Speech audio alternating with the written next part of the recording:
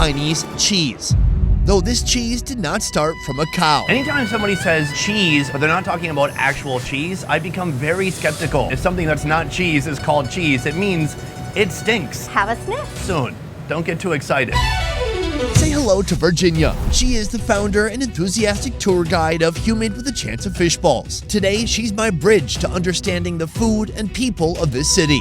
Soybeans. They're kind of a magical food. They can be turned into tofu. They can be turned into soy sauce, or they can be turned into this. Why would you ever want to ferment bean curd?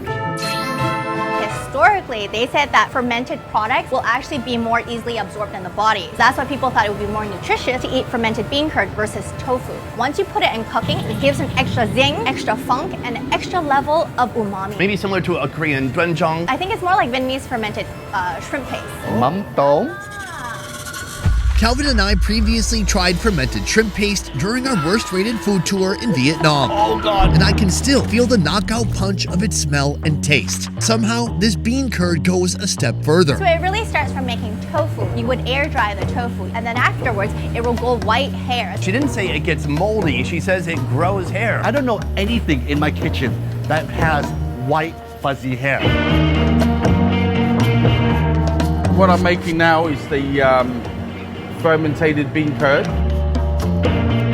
We're going to cut these into cubes. After the tofu is made, we're going to use the dry yeast tofu powder, mix it with a little bit of water. I mean, the traditional way of making it is by using the natural way of fermentating it, but that takes much longer. By using the yeast powder, that speeds the process up much more. So after 8 to 9 days, it should come out like this. It's kind of sticky. It's like candy floss, which is nicely covered the whole tofu. Then you know it's ready. The hair growing is essential. It creates the enzymes that break down the tofu and bring about the distinct texture and flavor of fermented bean curd. So now, just put a little bit of salt, the white wine.